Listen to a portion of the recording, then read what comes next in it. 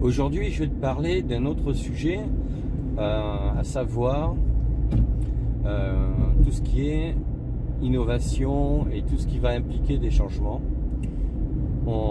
Il y a une phrase qui dit qu'en général, enfin il y a 3 mots qui disent qu'en général, au départ, c'est toujours ridicule.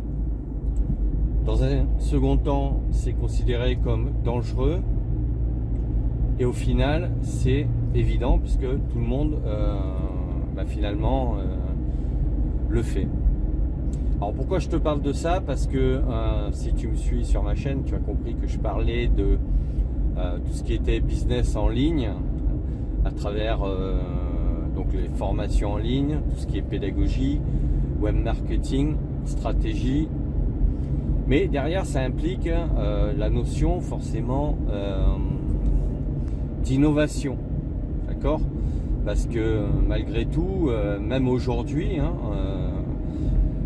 quand tu crées un business en ligne, en sachant que aujourd'hui le marché est mature, il y a des millions de gens qui le font dans le monde, mais bon, il y a toujours quand même une partie de la population, pour pas dire même, on va pas dire, comment dire, majoritairement, mais dans tout ce qui est économie, il y a quand même des gens qui sont toujours contre tout ce qui est business en ligne, activité en ligne. Et ça, c'est vieux comme le monde. Si on est toujours confronté à ces 3 termes: ridicule, dangereux et évident. Parce que les gens qui sont contre le business en ligne, qui sont contre le fait de développer une activité en ligne, au début, ils vont toujours trouver que c'est ridicule. Et pourquoi c'est ridicule pour eux? Parce que ils vont penser ça par rapport à leur propre cadre de référence. C'est quoi leur cadre de référence? J'ai fait un article sur le sujet sur mon blog Cap sur vous, j'ai fait une vidéo aussi. Un cadre de référence, c'est ce qui te définit, qui t'a construit. Ça comprend ton éducation, ça comprend ta formation, donc ta formation initiale, mais également continue tout au long de ta vie. Et c'est défini aussi par ta culture et tes expériences professionnelles. Parce que ce sont après tes expériences professionnelles qui vont te formater, entre guillemets, enfin le terme n'est pas heureux, je dirais qu'ils vont te construire plutôt. Et ces 4 points-là. Donc ta formation, ton éducation. Donc quand je parle d'éducation, c'est personnel, celle que tes parents t'ont donnée par rapport à l'environnement et au milieu dans lequel tu as évolué. Donc c'est ça dont je parle en termes d'éducation. Et après, au niveau de tes expériences professionnelles, elles vont te permettre, par du vécu justement, de faire évoluer ton mode de pensée, ta vision du monde, ta vision sur les événements, sur les gens, etc. Et après, au niveau culturel, parce que selon ta culture, elle va impacter forcément ton cadre de référence.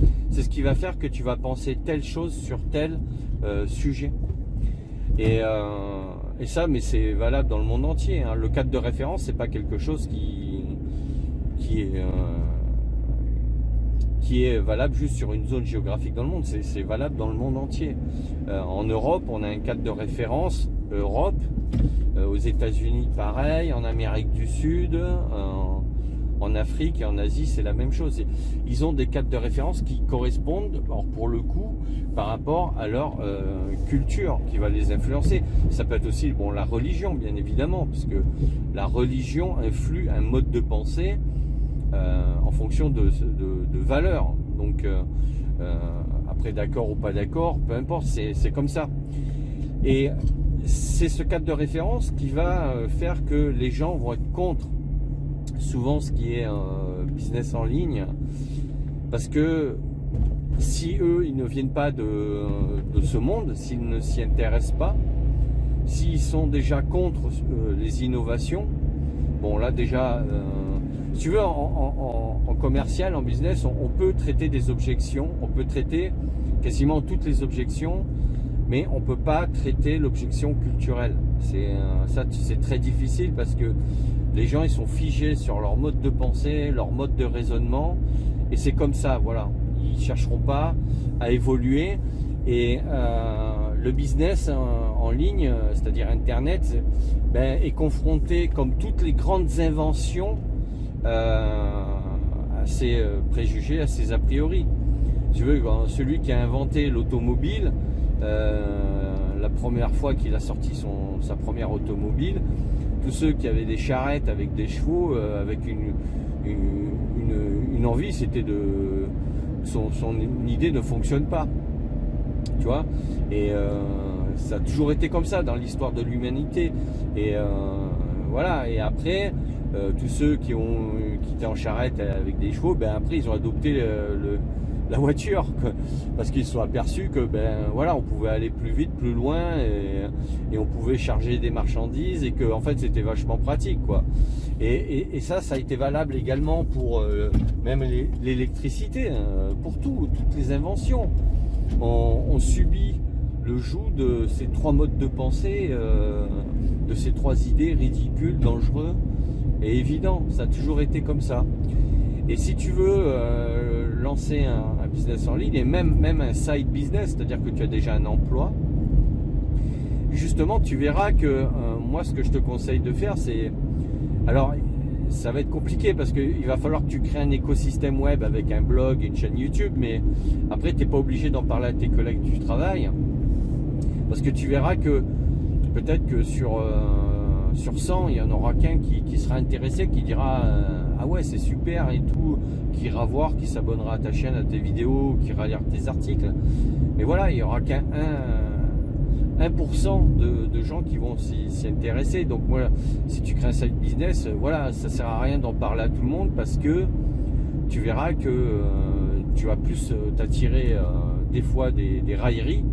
Les gens disent mais ce qu'il fait c'est ridicule, déjà à faire des vidéos sur YouTube, s'assimiler aux youtubeurs qui font les clowns, alors qu'un side business, t'es pas dans la distraction, t'es pas dans le divertissement, t'es plutôt dans la connaissance et dans l'apprentissage. Si tu lances un side business avec une thématique pour apprendre aux autres comment faire, voilà, tu vas devoir les éduquer, leur apporter de la valeur, des connaissances dans ta thématique. Mais malgré ça, c'est ce qui va se passer au départ, tu vois. Et donc au départ, tu vas forcément paraître ridicule. Ça a toujours été comme ça, quoi. Et après, tu vas être considéré comme dangereux si ton business commence à prendre. C'est-à-dire que si là, il commence à voir qu'en fait, sur ta chaîne, tu commences à avoir des abonnés, tu commences à avoir de l'interaction avec ceux qui regardent tes vidéos, à avoir des commentaires notamment positifs et plus ou moins élogieux. Là, si tu veux, ça va commencer à leur faire penser que en fait ton système, alors il n'est pas dangereux au sens où voilà, parce que tu es agressif ou autre, ou parce que tu vas leur porter préjudice, mais parce que dans leur esprit, par rapport à leur vision du monde, de la société, de leur communauté intrinsèque, si tu veux, pour eux tu vas représenter quelque chose qui remet en cause leurs valeurs, leur mode de raisonnement, et donc leur mode de pensée, et donc leur mode de fonctionnement. Ce qui est dramatique, parce qu'en fait c'est pas du tout le cas, ça n'a strictement rien à voir, si tu veux. Mais c'est la réaction que ça va entraîner. Moi j'ai discuté avec pas mal de formateurs en présentiel qui ne voulaient pas du tout basculer sur le mode e-learning, et qui étaient contre le e-learning même, et qui, moi à l'époque quand j'ai lancé ma plateforme, j'avais des clients. Et à un moment donné, bon, il se trouve que j'étais pas débordé, mais je commençais à franchir un seuil qui faisait que, par anticipation, je me suis dit, bon, je vais peut-être voir si je peux commencer à bosser avec d'autres formateurs, même des copains que je connaissais, quoi, hein, dans les mêmes sujets que moi, qui avaient les mêmes certifications. Voilà. Je je me suis dit peut-être que je peux leur en parler, voir si on peut mettre en place alors pas être associé, mais plutôt partenaire. Et pour moi, je me suis dit, voilà, celui à qui je vais le proposer, il va être hyper content, quoi. Et en fait, ma surprise a été de constater que ça a été vraiment perçu de manière très négative, et j'ai eu que des refus, quoi. Ils m'ont dit, ouais, mais tu vas tuer le business, nous on pourra plus donner de cours en ligne, en présentiel, tu vas nous voler nos formations, quoi. C'était ça le truc. Et moi j'étais un peu surpris parce que j'ai dit, mais attends, moi certains de mes clients c'est des formateurs présentiels qui pouvaient pas se déplacer à l'autre bout du pays ou à l'autre bout du monde pour donner des cours pour 3 personnes. Donc moi mes clients c'est des entreprises qui voilà, de temps en temps ont entre 1 à 10 personnes à inscrire, mais pas en même temps. Voilà, je peux les former sur une semaine, mais pas en même temps, parce qu'ils ont besoin de rester sur leur poste de travail, et pour la gestion de leur planning, voilà, ils peuvent se rendre disponibles que quelques heures. Et moi, c'était ça ma clientèle. Alors même si des fois j'ai eu des gros contrats avec des centaines d'inscrits ou plusieurs centaines d'inscrits, mais à chaque fois c'était étalé sur un mois par exemple, et ceux qui suivaient mes cours le faisaient quand ils pouvaient. Sans porter préjudice à l'organisation de la structure. Tu vois, ils pouvaient se rendre disponibles, se former, etc. Et là, j'ai été surpris, voilà, de voir que par méconnaissance et par ignorance, si tu veux, ben, ça avait entraîné cette notion de dangereux. Et ça, toi, tu vas aussi y être confronté. Il faut en avoir conscience. C'est pour ça que moi, ce que je préconise et que j'ai appliqué, parce que c'est ce que m'ont préconisé aussi d'autres blogueurs ou youtubeurs, c'est que quand tu fais ça, bon alors tu pourras pas empêcher que les gens prennent connaissance de ta chaîne et de ton blog, c'est normal, hein. Tu essaies d'avoir de la visibilité, donc à un moment donné ça va arriver, mais t'es pas obligé d'en parler forcément autour de toi, parce que de toute façon les gens autour de toi, c'est pas eux qui vont t'acheter tes formations à terme, ou voilà. Alors tu en as une petite partie qui vont être de ton côté, qui vont dire bon mais c'est bien, c'est sympa, c'est rigolo, ou peut-être même qui vont s'y intéresser de manière assidue, mais globalement ça va pas être le cas.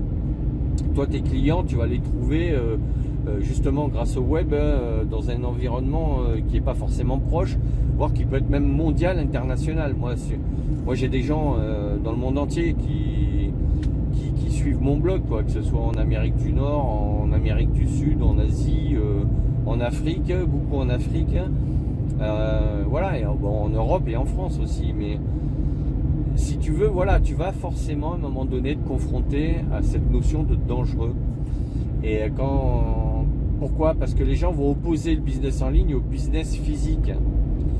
Et d'autant plus s'ils ont un business physique, ils vont dire voilà, c'est ce qu'on appelle le syndrome Amazon, qui fait que les libraires, par exemple, à un moment donné, alors moi je soutiens les libraires, attention, moi-même je vais acheter des livres en librairie, hein, mais ça m'arrive de commander des livres en ligne que je trouve pas en librairie, ou que les libraires peuvent pas commander, ou des fois parfois qu'ils n'ont pas envie de commander parce que ça fait pas partie de leur thématique, tout simplement. Et voilà, ils ont été contre Amazon, voilà, alors que on savait qu'avant Amazon, de toute façon, moi je me souviens, dans les années 90, les librairies déjà commençaient à péricliter. Voilà, celles qui survivaient, c'est celles qui travaillaient avec les établissements scolaires, qui vendaient des livres scolaires, et qui après se sont diversifiées sur tout ce qui est bande dessinée, romans, etc. et autres catégories de livres. Mais ça commençait déjà avant qu'Internet arrive, si tu veux. Alors c'est vrai que Amazon a peut-être accéléré le mouvement, mais si tu veux, moi je connais des libraires spécialisés, par exemple dans le voyage, qui font que des livres donc très spéciaux, très spécifiques sur les pays dans le monde entier, à travers des expériences de voyage de ceux qui ont écrit les livres. Et il se porte très bien, quoi. Bon, bref, si tu veux, tu as compris qu'à chaque fois, il y a forcément des oppositions et qu'en économie, c'est un peu... il y a toujours des cycles dans certains secteurs, certains domaines. Il y a le cycle de la création. Des fois, c'est un peu dur au démarrage. Après, ça démarre, si tu veux. Puis après, ça prend un rythme de croisière. Ça monte. Puis après, ça stagne. Et après, ça descend. C'est les cycles de la vie économique qui ont toujours existé. Mais voilà, il faut que tu intègres que tu vas être confronté à ça. Et puis, jusqu'au moment où ça va être évident, parce que quand de plus en plus de gens, ce qui commence à se faire depuis notamment la période que l'on a connue, où on a tous été, on a dû rester chez nous, si tu veux, ça s'est accéléré, si tu veux, la pratique sur Internet, notamment à travers l'achat de formations en ligne, mais il y a une retombée derrière, il y a une chute, parce que les gens, après, même le travail à distance, si tu veux, qui avait explosé, là, on sent un retour en arrière, parce que culturellement, c'est pas une pratique qui peut se faire si on n'a déjà pas mis en place les bonnes organisations de management, et je parle pas forcément de contrôle, je parle intellectuellement, quoi. Si on n'a pas intégré que le travail à distance pouvait être une solution d'avenir. Mais là, on est sur un cadre de référence culturel, tu vois. Là, on est sur l'aspect culturel. Si tu prends des pays comme les États-Unis ou comme les pays scandinaves, ils sont depuis 20 ans dans le travail à distance. Enfin, les États-Unis, même si peut-être 30 ans ou 40 ans. Mais en Europe, si on prend les pays scandinaves ou même l'Allemagne, ou la Suisse, ils sont déjà au fait de ces modes de fonctionnement. Et donc tu seras toujours confronté à ça.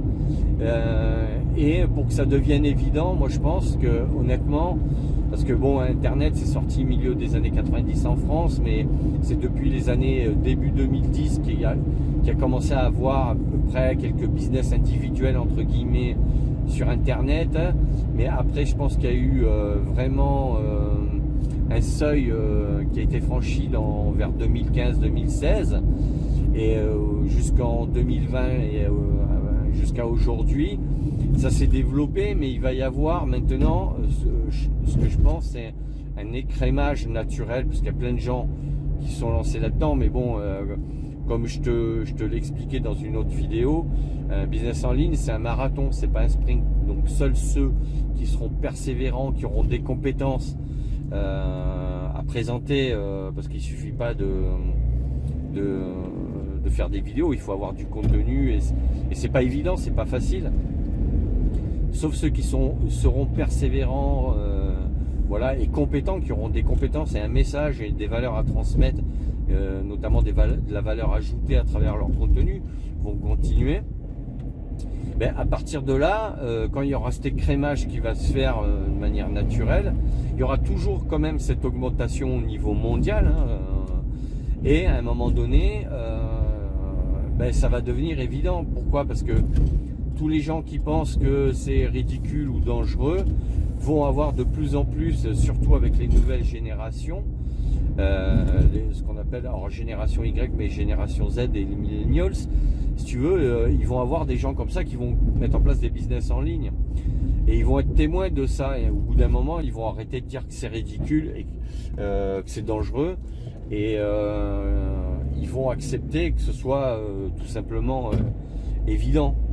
Donc voilà, je voulais te dire ça parce que on m'a envoyé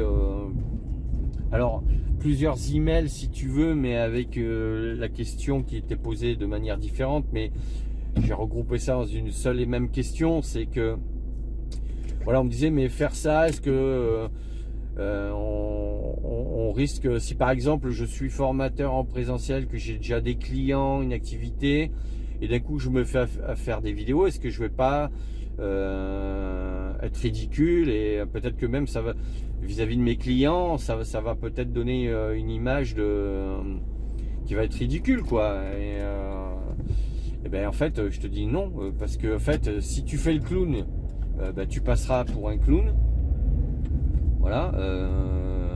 Il y a un proverbe chinois qui dit si tu fais le clown, ne t'attends pas à ce que les gens te prennent au sérieux. Voilà. Si maintenant tu fais des vidéos sérieuses, alors dans ton sujet, dans ta thématique, voilà, il n'y a pas de raison. Si tu es professionnel, tu sais de quoi tu parles.